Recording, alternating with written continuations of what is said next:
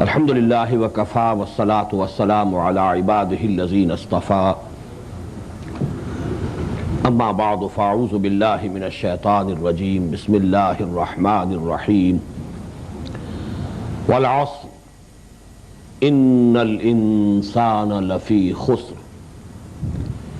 إلا الذين آمنوا وعملوا الصالحات وتواصوا بالحق وتواصوا بالصبر صدق الله العظيم رب اشرح لي صدري ويسر لي أمري واحلل عقدة من لساني يفقهوا قولي اللهم ربنا ألهمنا رشدنا وأعذنا من شرور أنفسنا اللهم أرنا الحق حقا وارزقنا اتباعه وأرنا الباطل باطلا وارزقنا اجتنابه اللهم ربنا نور قلوبنا بالإيمان واشرح صدورنا للإسلام ووفقنا لما تحب وترضى وتقبل منا فإنك خير المتقبلين اللهم اجعلنا من عبادك الذين آمنوا وعملوا الصالحات وتواصوا بالحق وتواصوا بالصبر آمین یا رب العالمین. By the fleeting time, verily all humans are doomed except those who had the real faith and did good deeds and exhorted each other to whatever is true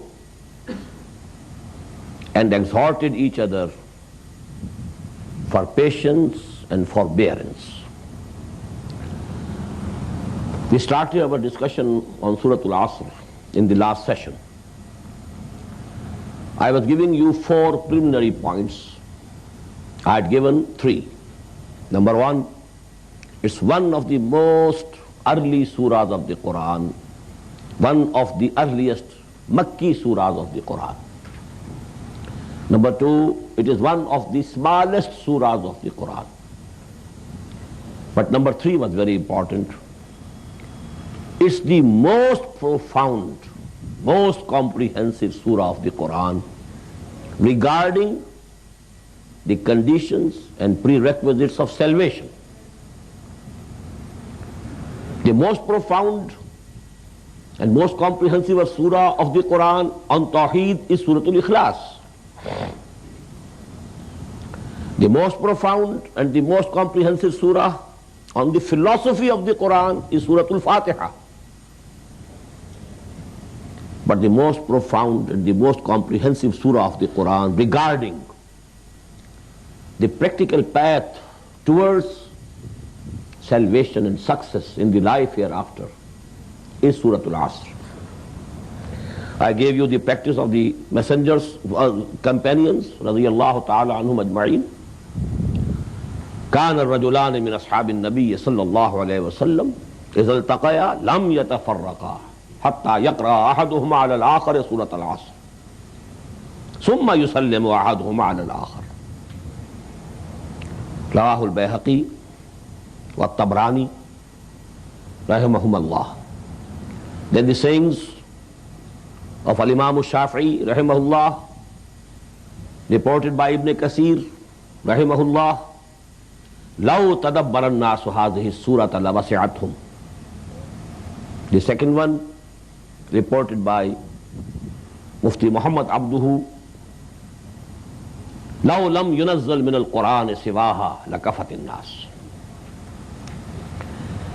Now the final and the 4th preliminary point is that the language of this surah is very simple, extremely simple. The subject is so important, comprehensive, profound, but the language is the simplest possible Arabic. Although actually the subject matter of the surah deals with philosophy,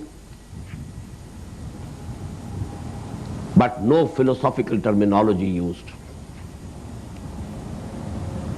No terms of logic used. No verbosity. No bombastic words. Nothing of the sort. Every Bedouin could understand. وَالْعَصْرِ إِنَّ الْإِنسَانَ لَفِي خُسْرٍ إِلَّا الَّذِينَ آمَنُوا وَعَمِلُوا الصَّالِحَاتِ وَتَوَاصَوْا بِالْحَقِّ وَتَوَاصَوْا بِالصَّبْرِ. And what to speak of the Bedouins? Even somewhat educated Urdu-speaking people, even if they are half educated or quarter educated, they can have no difficulty in understanding this surah at least.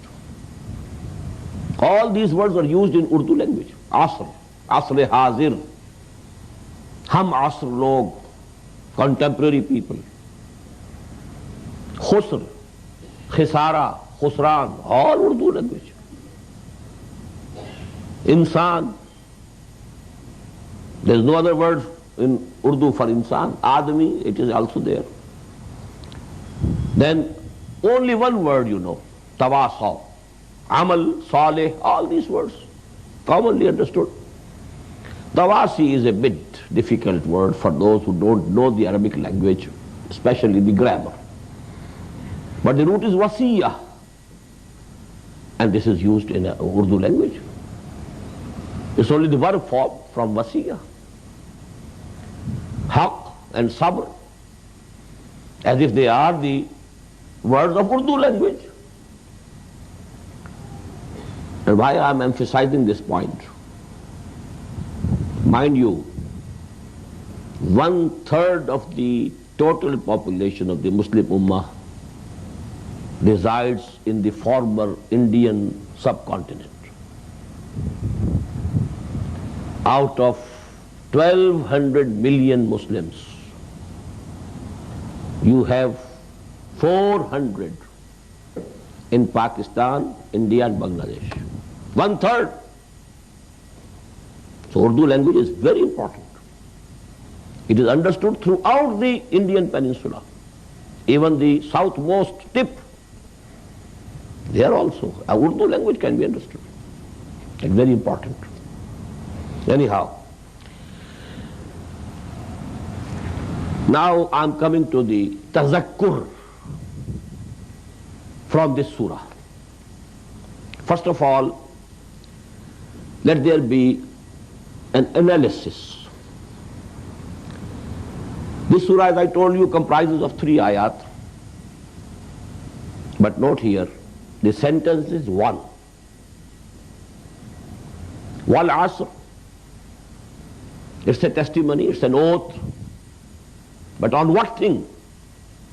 Oath is taken on something, some promise or some news. Only oath or swearing doesn't mean anything. So wal asr cannot give any meaning unless it is attached to the second ayah. Wal asr innal insana lafi khusr. The second ayah is a complete sentence in itself. Innal insana lafi khusr. It gives you a general rule.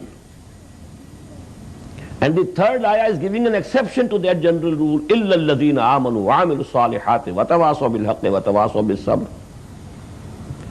Exception has no meaning without the general rule being mentioned first. So it cannot give any meaning unless it is attached to the second ayah. So it can be said that this is one sentence. وَالْعَصْرِ إِنَّ الْإِنسَانَ لَفِي خُسْرٍ إِلَّا الَّذِينَ آمَنُوا وَعَمِلُوا الصَّالِحَاتِ وَتَوَاصَوْا بِالْحَقِّ وَتَوَاصَوْا بِالصَّبْرِ. It's one sentence. Or what can be said at the maximum is that there are 2 sentences. وَالْعَصْرِ إِنَّ الْإِنسَانَ لَفِي خُسْرٍ. The statement is complete. The kalam is mufiid. And again, second, إِنَّ الْإِنسَانَ لَفِي خُسْرٍ إِلَّا الَّذِينَ آمَنُوا وَعَمِلُوا الصَّالِحَاتِ وَتَوَاصَوْا بِالْحَقِّ وَتَوَاصَوْا بِالصَّبْرِ. Again, this statement is complete. Kalam is mufiid. Kalam tam.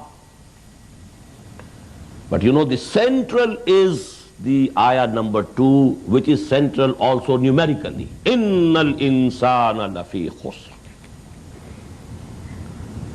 On this subject, Allah subhanahu wa ta'ala swearing by the time, the fleeting time. I have now used my own translation. Fleeting time. I will discuss later somewhat in detail in this concept of time. But here please take it from me, the fleeting time. Verily, all humans, al-insan, there is hasr in it. All humans, and males and females both included. That is why I am using the word all humans. So that not only men, but women are also included, are doomed, except those who had the real faith, real iman, which resulted in pious deeds, good deeds, righteous deeds, and then which led to exhorting others also for whatever is true, whatever is right. And then when there is need of patience and forbearance and endurance and steadfastness, exhorting each other to this also. So this is one statement. Now keep this statement before you. Try to carve it into the tablet of your hearts. And now try to find out the real lesson in it. Number one, absolutely apparent, just like the oil on the surface of the sea. This surah is giving us a criteria of success. What are the conditions of success? What's the concept of success? Everybody can understand. Every human being wants success. Nobody likes failure. But the concepts are different. 99.9 recurrent % people think that success depends upon wealth, accumulation of wealth and belongings and property. It corresponds to status in life, status in the society. It depends upon fame and honor and reputation. Or it is based on ostentation or worldly authority and power. These are the criteria of success. He has gathered a lot of money. He is a very successful person. He has attained that position of presidentship of his country. He is a very successful person. He has built so many mills, starting from a small factory. Well, he is a very successful person. He has so much property. Well, definitely he has the assets, investments. Oh, he is a very successful person. He is very famous. He is known everywhere in the world. His name is very high. So he is a successful person. This is the basis. And according to this basis, our attitude is decided. Gather money by hook or crook. Attain high position, either by deceiving the people, slogan mongering, telling lies, but you must reach the pinnacle of authority. Actually, it's the organic relationship between these two. The concept we have of success and our attitude in life, they must correspond to each other. What to speak of adult people, even children, you know, schoolboys, schoolgirls, they have some concept. And they are striving for it. Well, the doctors are very respected in this society. They are the moneyed people, no doubt. So I should be a doctor. And so on. So this is the basic question tackled here. This surah tells us success doesn't depend on money. Success doesn't depend on property, on name or fame or reputation or worldly honor. None of these things has to do anything with success. If only you have the belief that this is the word of Allah. It's a big if, no doubt.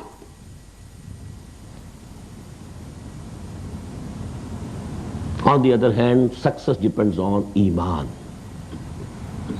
It depends upon Amal Salih. It depends upon Tawasi bil Haq.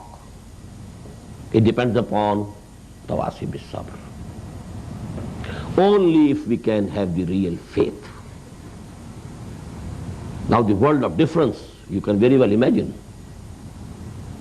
that will come as a result of the change of the concept of this success. To give you a manifestation of that change, even if you are Fir'aun of Misr or Namrud of Iraq, you are not successful. Even if you have the wealth of Qarun of Bani Israel, they are not successful. They were doomed. They met utter failure. But even if you were starving, if you had no shelter, no roof over your head, but you had Iman and Amal Saleh and Tawasi bil Haq and Tawasi bil Sabr, you are successful. What a world of difference.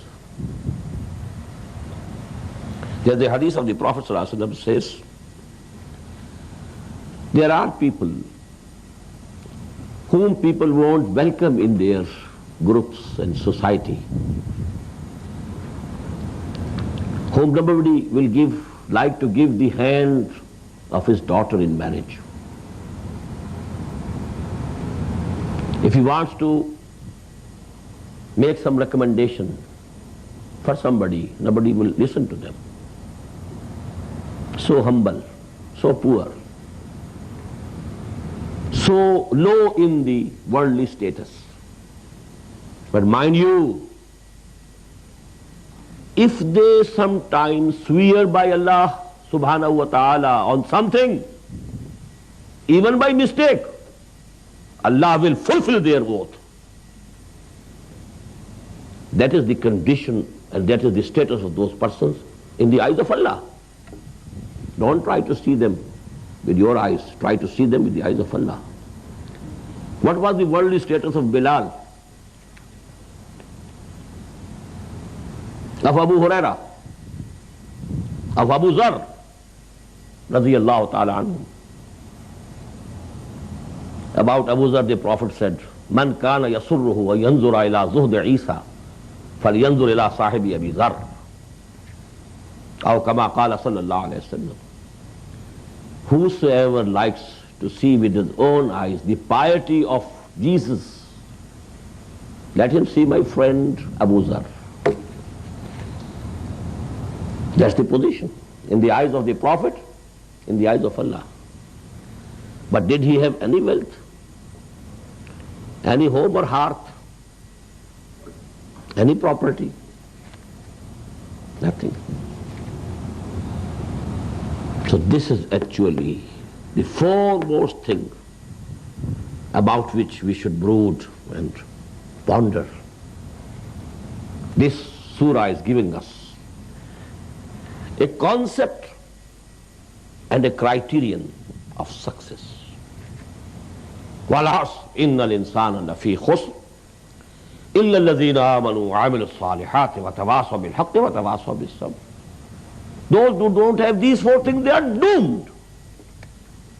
They might be kings or presidents or billionaires, leaders.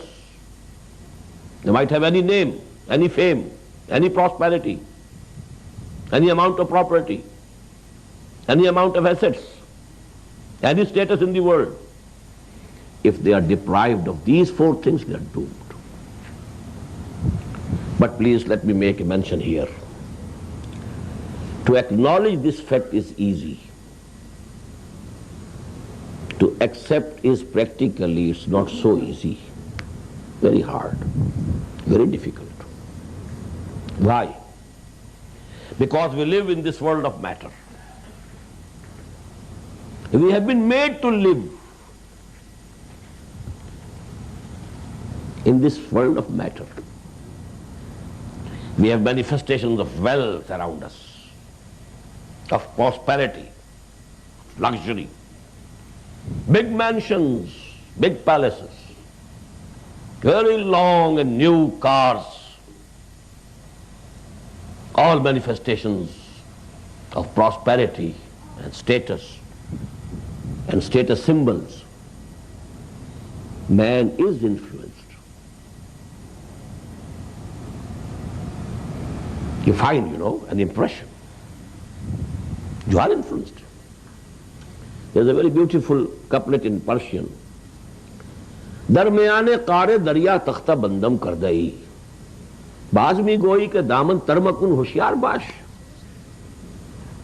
Oh Allah, you have left me here on a piece of wood in a sea. I'm floating in a sea.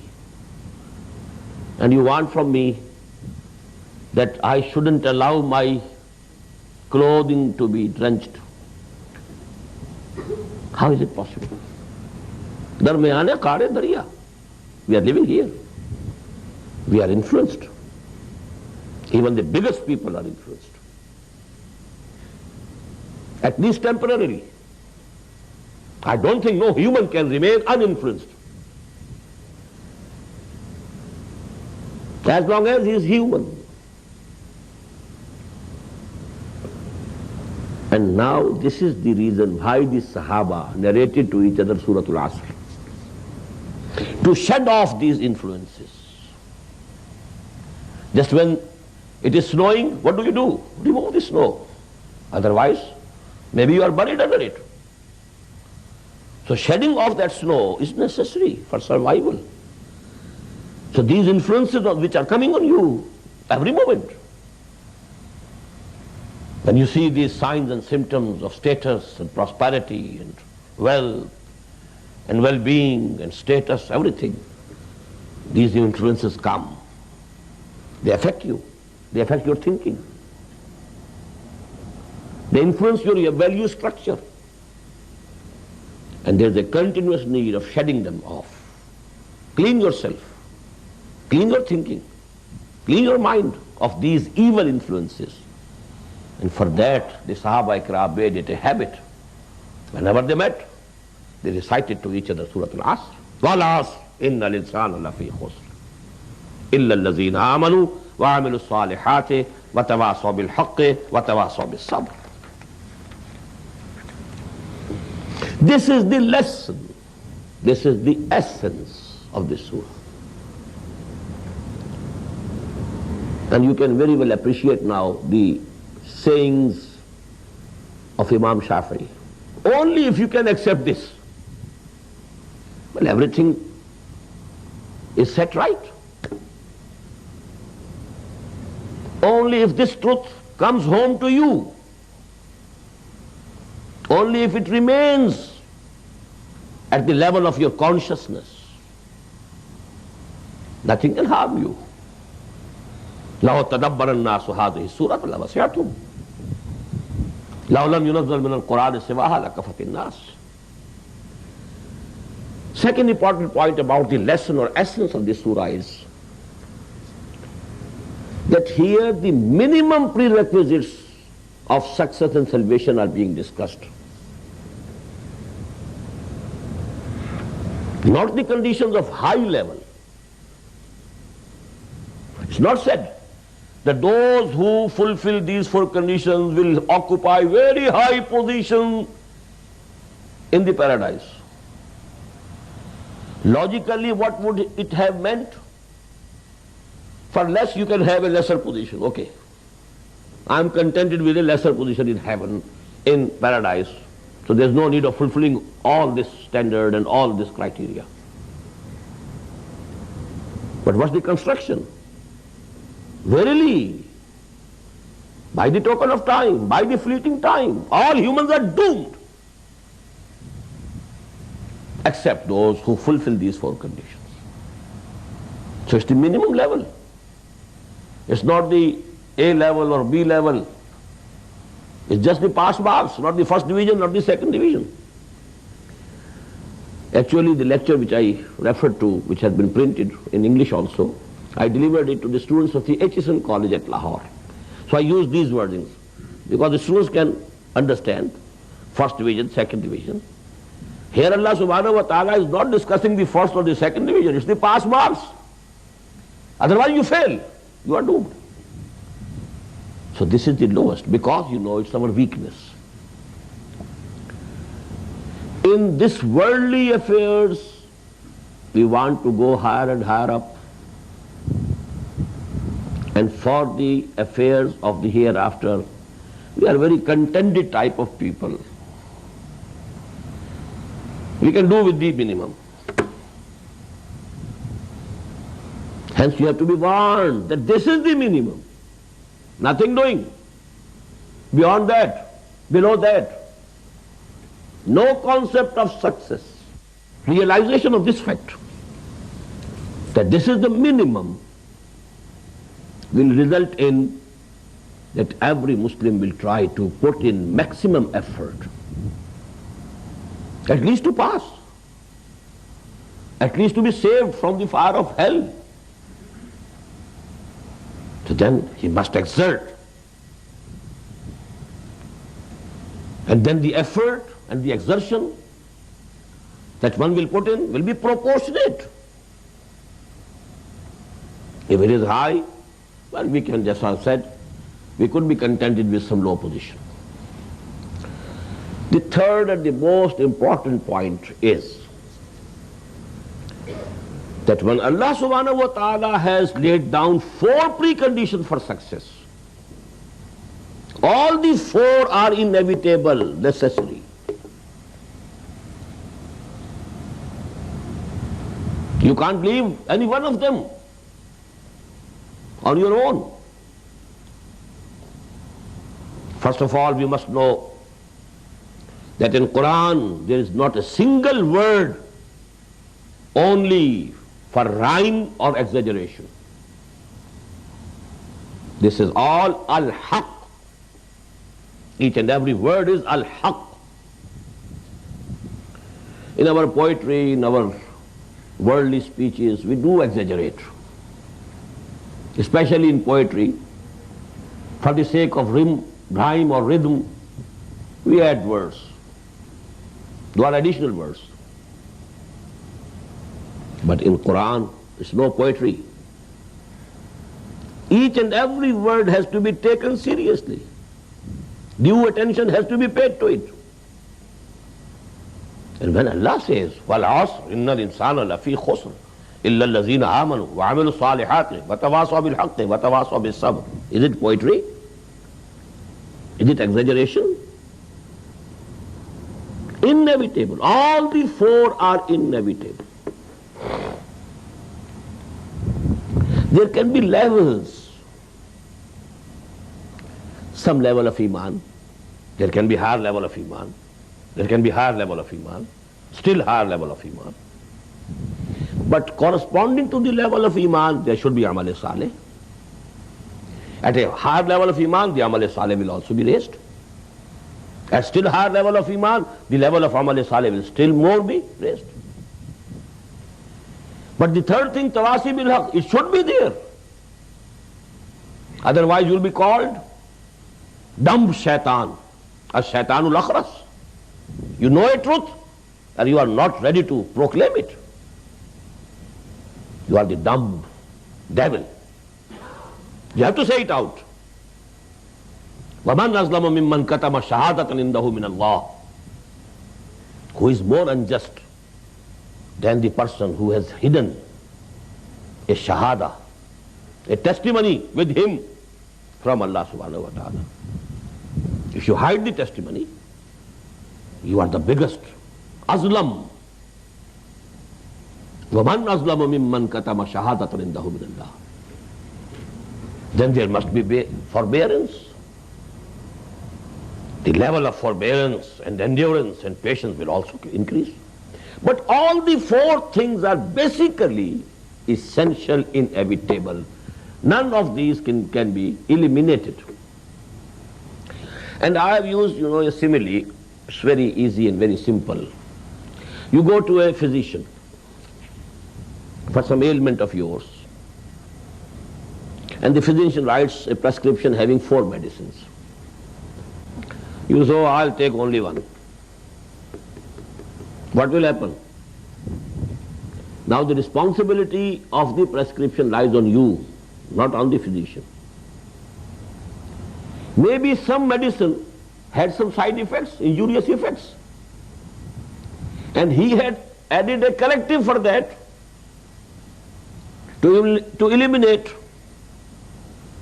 the evil effects, the bad effects, and you have omitted that part of the prescription. Will you be doomed or not? The prescription is to be taken in toto. Take it or leave it. Either you think you are the physician, then you are free to prescribe. But if you have gone to a physician, the whole prescription that he suggests is to be taken in toto. So Allah subhanahu wa ta'ala has given 4 things. وَالْعَصْرِ إِنَّ الْإِنسَانَ لَفِي خُسْرٍ إِلَّا الَّذِينَ آمَنُوا وَعَمِلُوا الصَّالِحَاتِ وَتَوَاصَوْا بِالْحَقِّ وَتَوَاصَوْا بِالصَّبْرِ. Who has the authority to delete any one of them? What we think is that Iman is sufficient for salvation. What does it mean? The rest of this surah is poetry, simple, exaggeration, nothing else.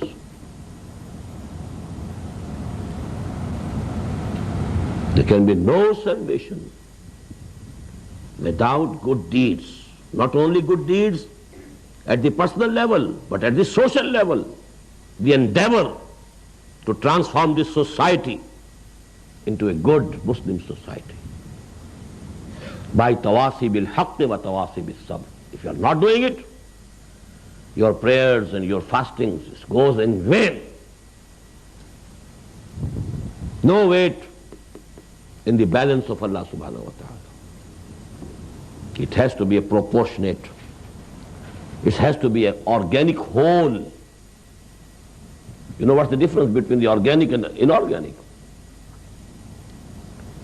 When there is 1 mound or 1 kilogram of gold, you can divide it into tolas and milligrams, etc., ounces.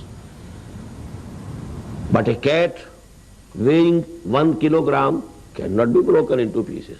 It won't be a cat now. It's an organic whole, a living entity. So actually, this has to be taken as an organic whole. All these 4 conditions are essential prerequisites of salvation. And in this regard, let me quote the most decisive comment and verdict of Al-Imam Al-Razi, rahimahullah. Most beautiful sentence. اعلم أن هذه الآية فيها وعيد شديد لأن الله تعالى حكم بالخسار على جميع الناس إلا من كان آتيا بهذه الأشياء الأربعة وهي الإيمان والعمل الصالح والتواصي بالحق والتواصي بالصبر فدل ذلك أن النجاة معلقة بمجموع هذه الأشياء. He was a logician, a philosopher.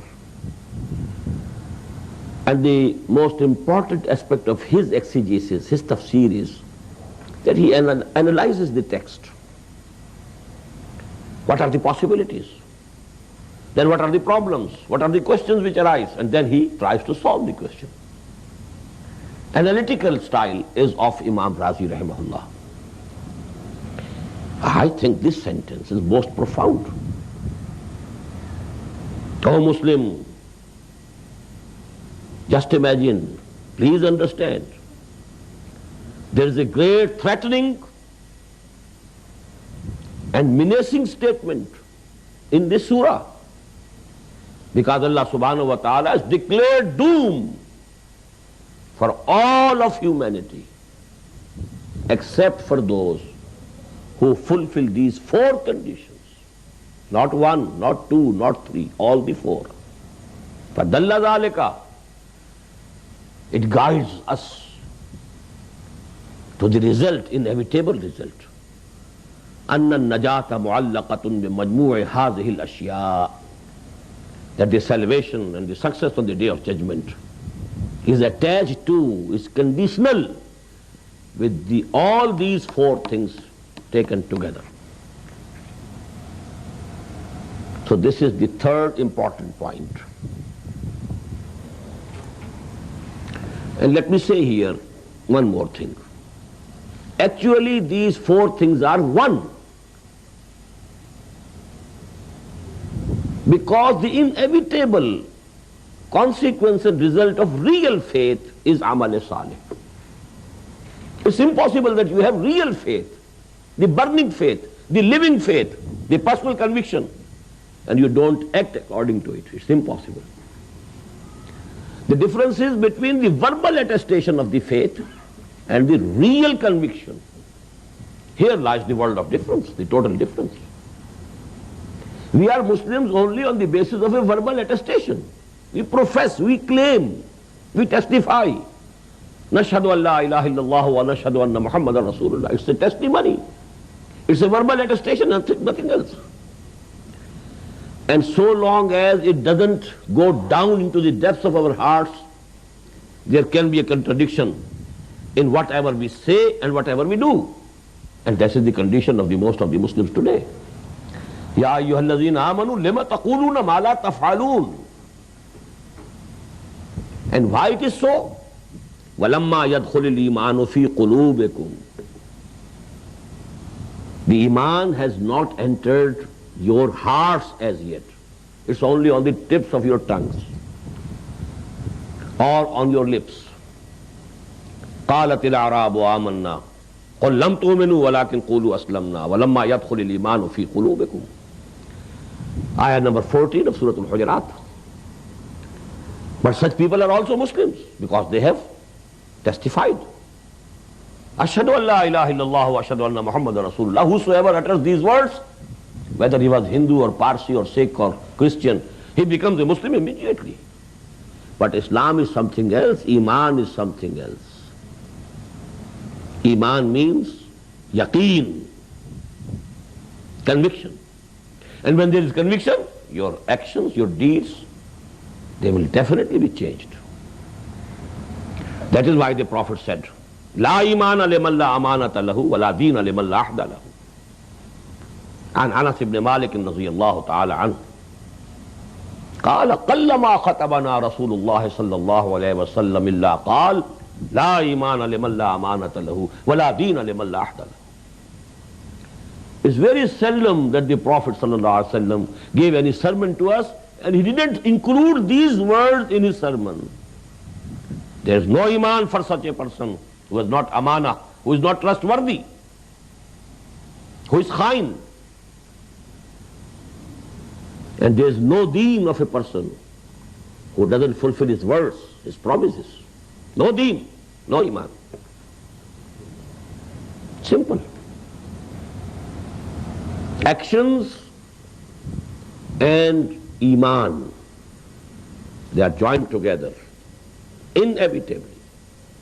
As I told you last evening, I spoke for 8 hours last year on this subject, iman. What is iman? Literal meaning of iman. And the videos of those lectures are available.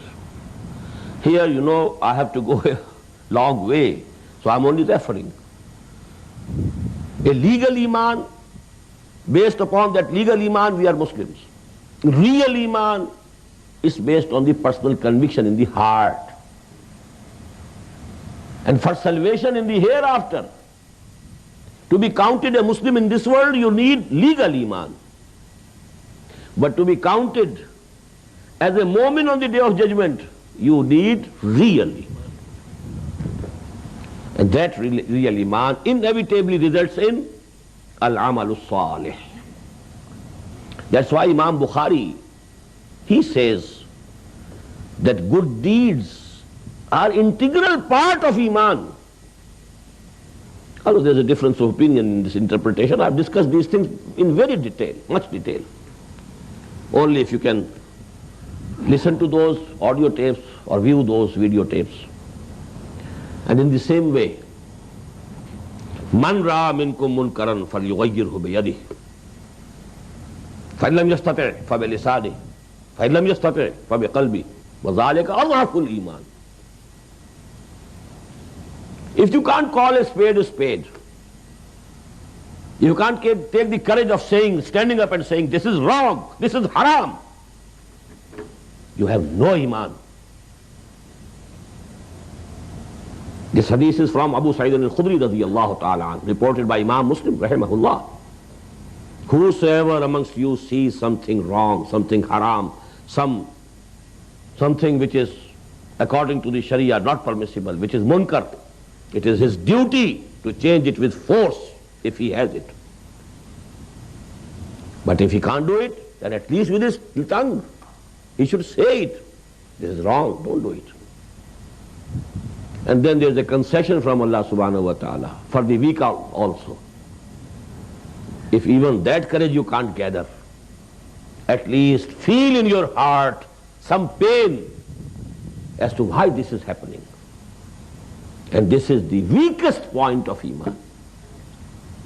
In another hadith which is reported by Imam Muslim from Abdullah ibn Mas'ud radiyallahu ta'ala anhu, the final wordings are وَلَيْسَ وَرَاءَ ذَلِكَ مِنَ الْإِيمَانِ حَبَّةُ خَرْدَلٍ. Beyond this there is not even a grain of iman. If you see bad things, evil, then don't feel even. You don't feel any pain in your heart. There's no iman whatsoever. It's a categorical statement. وَلَيْسَ وَرَاءَ ذَلِكَ مِنَ الْإِيمَانِ حَبَّةُ خَرْدَلٍ. So actually all these things, and now this is the test of the character. If you have said something which is true, which is correct, which is right, which is just, and if there is some resentment, some friend has become angry, and you have to undergo some loss, and now you are trembling, now you are retracing your steps, you don't have any character. You are a characterless person. The strength of character, what does it mean? Say out the truth and then be ready for the consequences, whatever they may be. As Luqman the wise, rahimahullah, he said to his son, Ya bunayya aqimis salah wa'mur bil ma'ruf wanha 'anil munkar wasbir 'ala ma asabak inna zalika min 'azmi al-umur. Oh my beloved son, establish the prayer. Command to others whatever is right and just. Forbid from whatever is wrong and unjust. And then be ready and take all the persecution that comes to you. Because this path needs strength of character. Azmil umur. Azima. You must have that strength of character in you.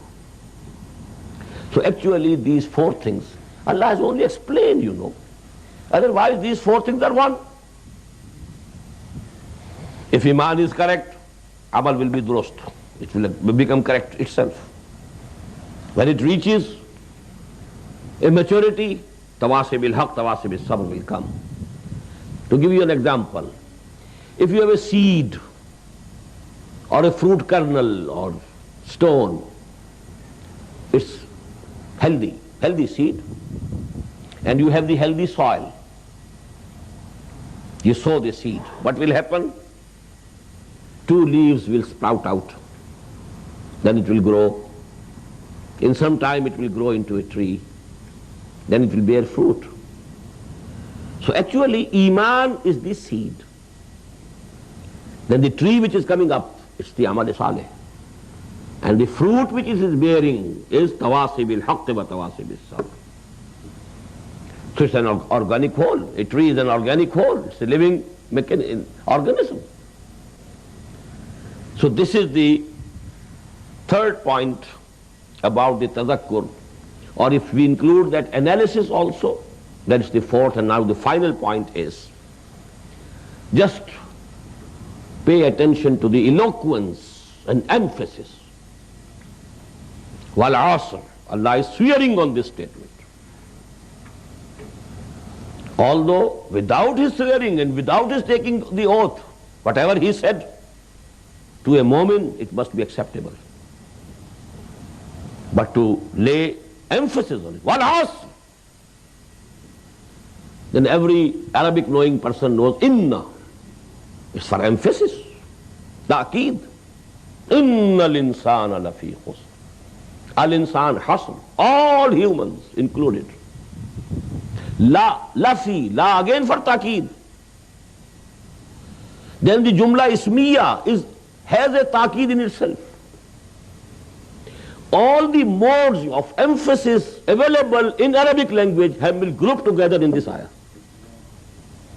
None has been left over. Wal asr, innal insana lafi khusr. Such emphasis, so emphatic a statement. And we think that we believe in it. So eloquence and emphasis of the highest order.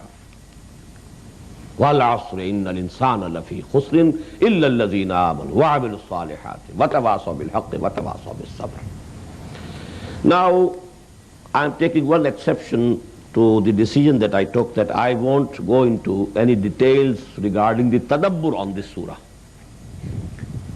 The exception I want to make is wal asr, because other things will be discussed in different lessons, different parts, which are included in this selected course of study, but this word will not reappear.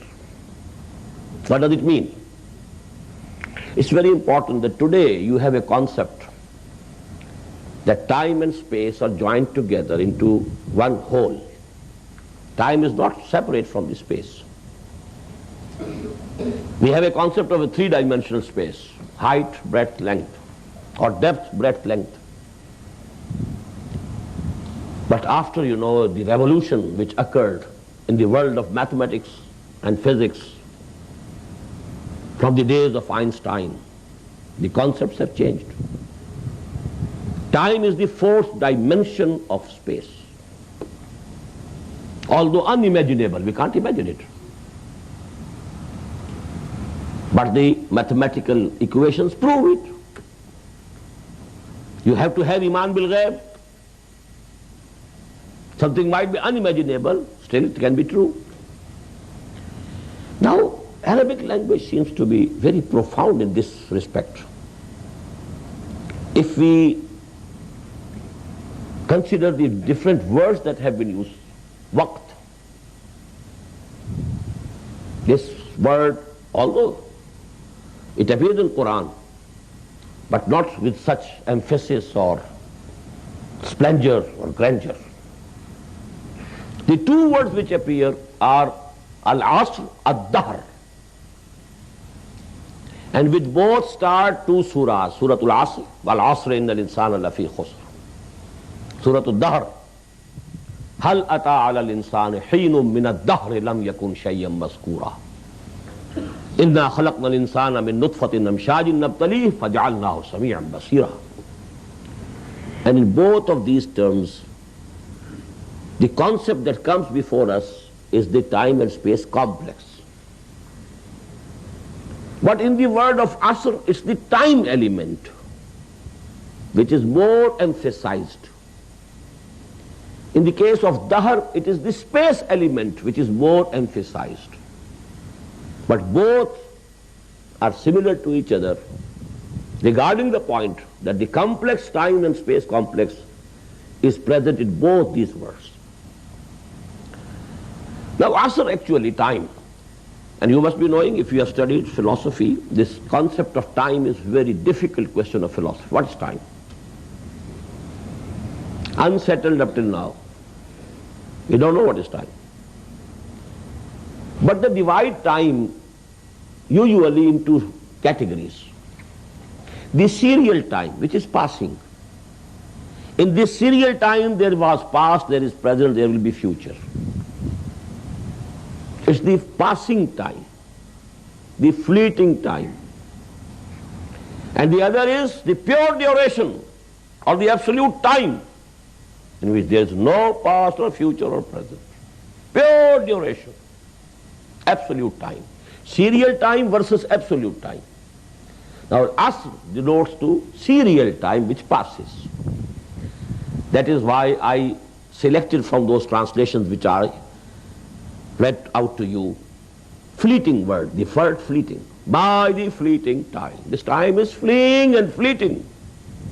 Because I read in my high school days a poem, The Psalm of Life. Time is fleeting. Art is long and time is fleeting. And our hearts, though stout and brave, still like muffled drums are beating funeral marches to the grave. The beating of the heart is like the beating of the drum, which is accompanying the dead body of some general army officer. Step by step, that dead body is nearing its grave.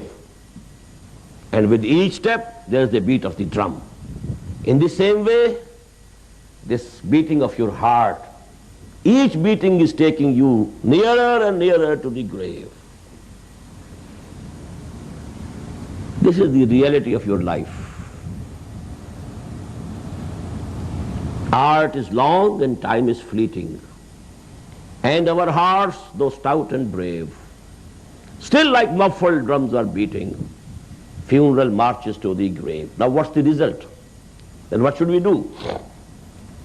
Let us then be up and doing, with a heart for any fate, still achieving, still pursuing. Learn to labor and to wait. You know, all wisdom is common to all humanity. The same wisdom of Surah Al-Asr, glimpses of those wisdoms you can see in this poem. Tell me not in mournful numbers, life is but an empty dream. For the soul is dead that slumbers, and things are not what they seem. Life is real, life is earnest, and the grave is not its goal. Dust thou art, to dust returnest, was not spoken of the soul. Body is from the dust, it will return to the dust, but your soul and spirits, they are not from the dust, not from the clay. They have come from somewhere else. يَسْأَلُونَكَ عَنِ الرُّوحِ قُلِ الرُّوحُ مِنْ أَمْرِ رَبِّي.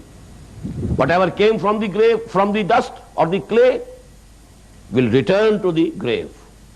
But whatever came from high, from the Lord, it will return to the Lord. Inna lillahi wa inna ilayhi raji'un. Dust thou art, to dust returnest, was not spoken of the soul. So actually the same wisdom, the same hikmah. But I was only quoting this for this word fleeting time. Now this is actually to arouse you out of slumber. For the soul is dead that slumbers. We are slumbering, unmindful of the real goal of life, forgetting our death, which is inevitable. The only thing which is inevitable and most certain about life is death. You can't be sure that you will be able to see the sun of tomorrow. Can anybody be? Who can be sure he will be able to reach his house, his family? The most certain thing in life is death. And we try to ignore it. Even if the idea of death comes, we want to just shut it off.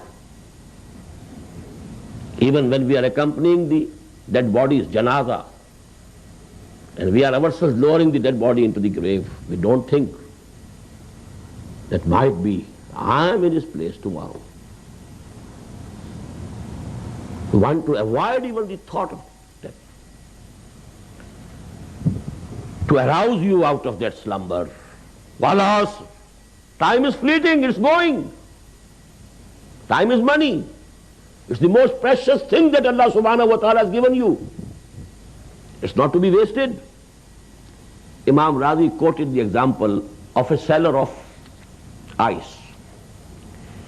He was screaming like anything because it was time, night was coming, and he knew a vendor of vegetables, He was not to worry that much, because he can keep the vegetables for the next day and sell them, maybe at a bit lower price. But what about the ice? It's going. If it is not sold immediately, it will become water. The basic investment will go.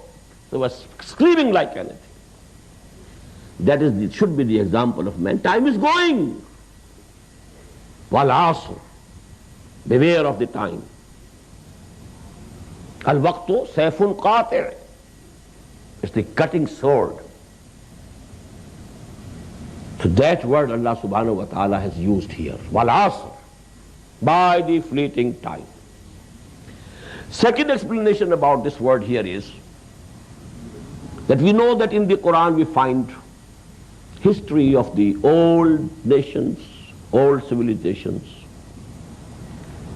how nations rose to pinnacles of strength and glory, how they went down to decadence and even oblivion, rise and fall of the Roman Empire,